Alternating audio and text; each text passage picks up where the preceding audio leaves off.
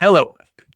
So today we're going to go look at a tool that I started using a very long time ago, probably around 2007, and that was a 3D connection mouse. Very beautiful little tool that, and boy, when I got it, I was very excited. I had all these visions of using this in all these different softwares that I had, that I was modeling and doing things in AutoCAD and 3D Studio and others. And, for whatever reason, it just never worked right. It never was fluent enough with any of them to really have it be effective. But it worked amazing in Google Earth. I mean, I have been blown away with how it works in Google Earth, ever since I got it. And here we are, 18, 19 years later, and it still works great. For anybody who's trying to set this up in Google Earth, and get it to run, there are some quirks, there's some hardware issues.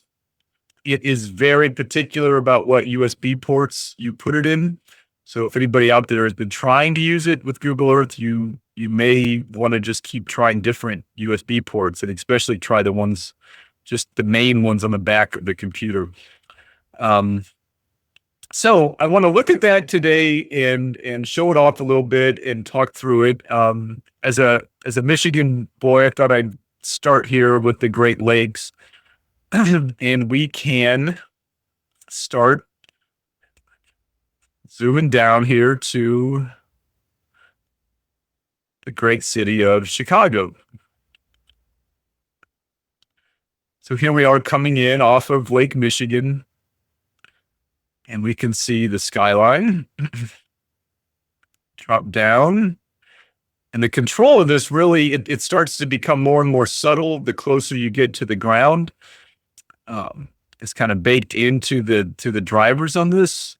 And so you can really become very, very aggressive and have a lot of speed the higher you go, and you get much more refined the lower down in elevation you get, which, just generally makes sense.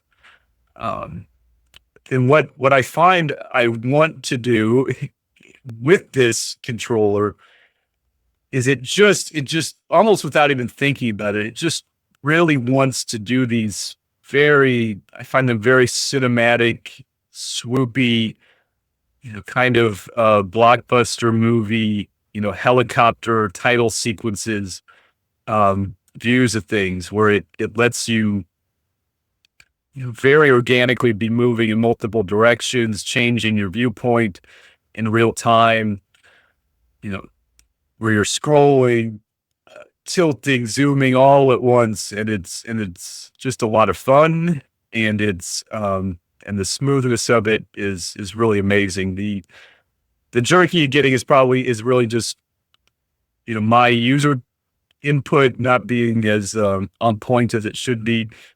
To be honest, I haven't really used this in probably a couple of years, so there's a little bit of catch up happening right now, but it just gives you this sense of kind of wonder and being able to fly through cities in this, I guess, Superman mode that both lets you be very, very fast when you want to be, but then, like I said, as you start to get down to lower elevations and more intimate, it does the speed drops and you can become more and more refined. And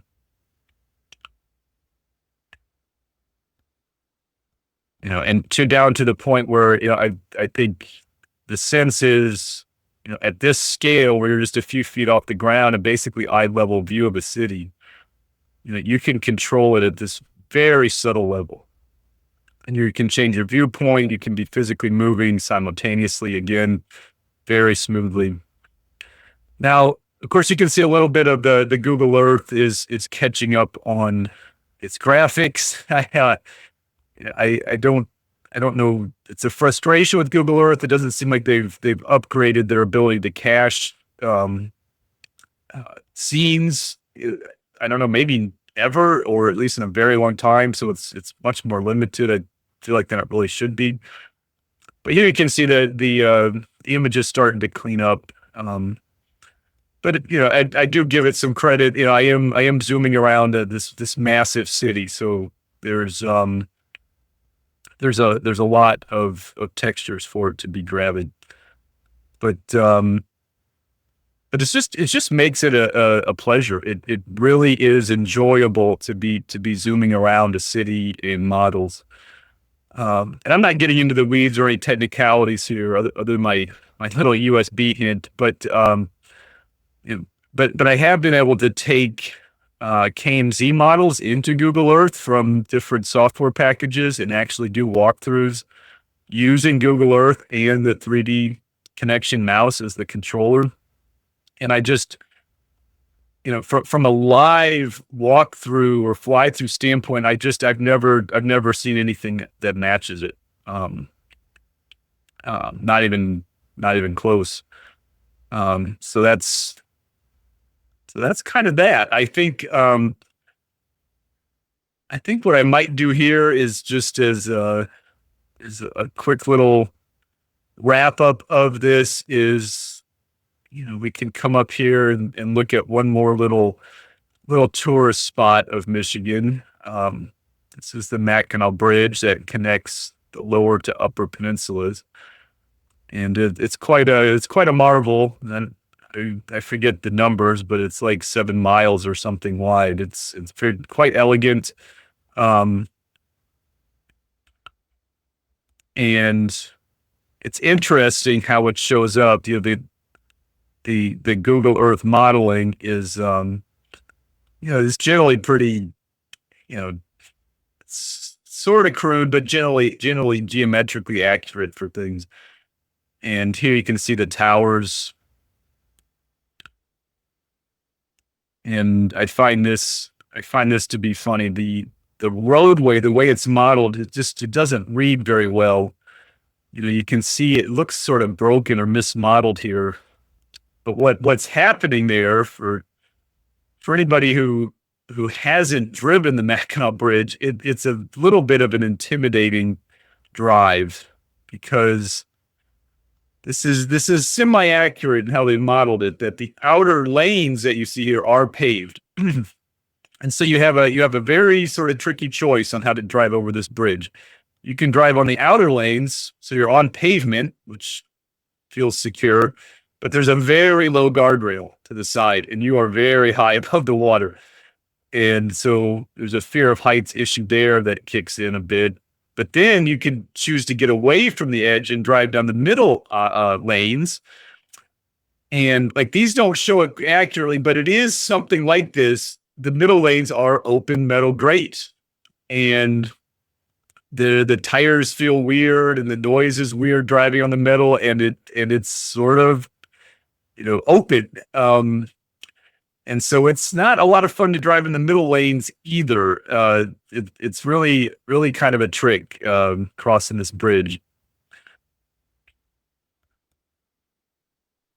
And you are obviously are very high up during the crossing. So, but here you can see the mouse. It's very comfortable just zooming along here. Boy, I don't know how, I feel like I'm speeding here, maybe 100 miles an hour down here. But it's able to follow it very, very smoothly.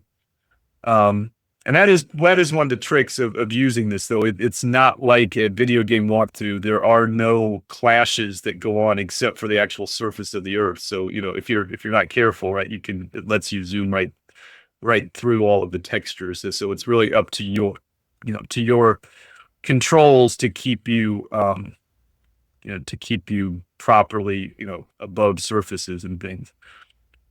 But yeah, so there's just a fun little demonstration on using the 3DConnexion mouse in Google Earth. I just love doing it. It's a joy, and it does just, at the end of the day, makes me, I guess, wishful for this type of control and this smoothness and this analog kind of multi-aspect input to be available in other software. That's been I guess now a wish list item for me on 20 years or so. So, but with that and the Mackinac Bridge in the background here, I'll end this one.